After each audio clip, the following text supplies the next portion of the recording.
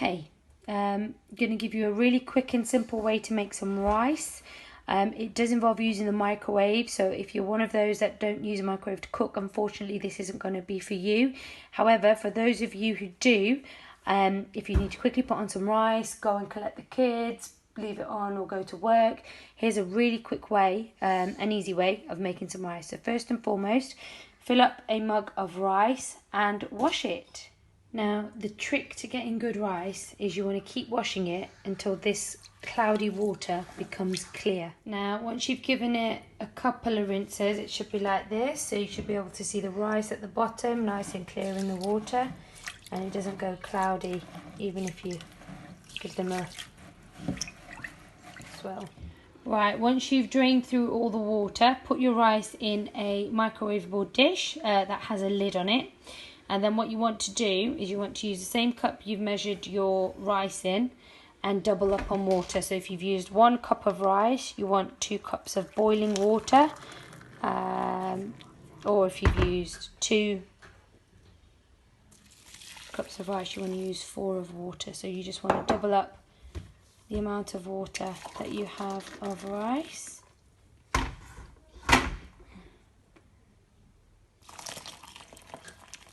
Then you want to add 1 teaspoon of salt, which I've just put in. Next is a heaped teaspoon of cumin and coriander mix. And lastly, you want a heaped teaspoon of garam masala. And then lastly, you want to add 4 tablespoons of vegetable oil, just to make sure that they don't stick together. And then you want to give it all a good mix. So give it all a good mix to make sure that the masala and everything has no bits and it's all mixed in. Then you want to put your lid on and pop it into the microwave. So once it's in your microwave, you want to put it on for about 17 minutes and away you go.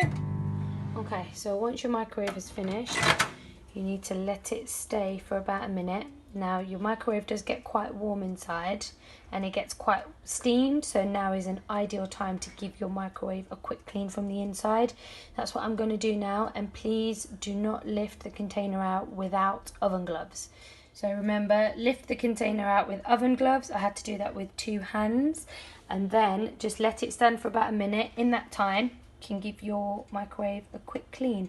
Now all microwaves are different, so I've put it on 17 minutes as mine is a 700 watt microwave. It might slightly vary for all different ones, so it might be a little bit of trial and error before you get it right. So once you've let it stand for a minute, I've got some chicken on there now to have with the rice. You want to carefully open the lid. There will be a lot of steam that comes out, so just be careful. And make sure you again take the lid off with some oven gloves or some heat-proof gloves. So once you have then removed the lid, what you want to do is you want to just fluff through your rice. Oh, bit of focus, there we go.